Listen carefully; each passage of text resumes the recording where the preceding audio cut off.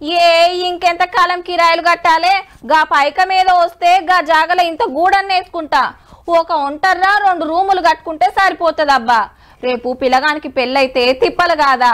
జరంత అటో ఇటో ఇచ్చేదానికి ఇంత కలిపి 2 బెడ్రూమ్లు కడతా. ఉన్న దాంట్లో అయినా సరే ఇల్లు చుట్టూ పారి కూడా తిప్పాలే, గేటు పెట్టాలి. మళ్ళా కట్టేది ఉన్నదా? రేకులెందుకు, స్లాబే పోసుకుంటా. ఇగో గిట్లా ఎదురు చూస్తున్నారట చాలా మంది.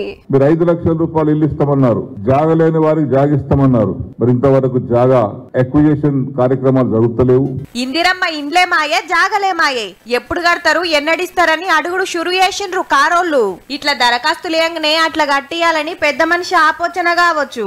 కానీ 10 ఏండ్ల పాత గవర్నమెంట్ లా ఏమైందంటే కట్టిస్తామన్నే 2,92,000, కట్టినై 1,00,000, పంచినై 80,000, పంచాల్సినై 70,000. అంటే సగం బడా పడావు పెట్టినట్టే. నడమంత్రం లాగిన 79,000 ఇండ్లకు ఓ 12,000 కోట్లు పెడితే పాలు వంగియొచ్చు. గా నారాయణపేట వికారాబాద్ లా ఒక్కటంటే ఒక్కిల్లు కూడా కట్టలే ఇన్నేండ్లైనా. మీంగాదుల్లో ఇండ్ల మంత్రి పొంగులేటి సార్కు ఆఫీసర్లు చెప్పిన లెక్కే కుద్దు. అసలు బునాది దియ్యని 62,000 ఇండ్లు క్యాన్సిల్ అయ్యే ఛాన్స్ ఉందట. జాగున్నోళ్లు కట్టుకుంటానికి 5 లక్షలు ఇస్తామన్నారు కదా. గా ఆలోచన చేస్తుందట కొత్త గవర్నమెంట్. మొన్నటి ప్రజాపాలన సుత చాలా మంది ఇండ్ల కోసమే దరఖాస్తు పెట్టిండ్రు. ఈళ్ళన్న గట్టిస్తారేమోన్న ఆశతోటి.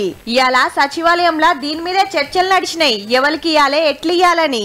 ఇండ్ల ముచ్చటి ఇట్లుంటే దళిత బంధు కోసం కలెక్టర్లను కలుస్తున్నారు. కొంతమంది 10 లక్షలలో 5 లక్షలు వచ్చాయి, 5 లక్షలు రాలేదు. కొంతమంది అకౌంట్ లో నుండి కట్టాయి. ఎలక్షన్ మూమెంట్ కల్లా వస్తాయన్నారు, ఎలక్షన్ నోటిఫికేషన్ అయిపోయింది, తర్వాత వస్తాయన్నారు. మీ డబ్బులు మీకే ఉన్నాయి, అడిపోలేదన్నారు. అకౌంట్ లో చూస్తేనే డబ్బులు లేవు మా దగ్గర. ప్రజాపాలన అప్లికేషన్లనైతే దళిత బంధు గురించి లేదు. చూడాలే మరి ఏమైతుందో.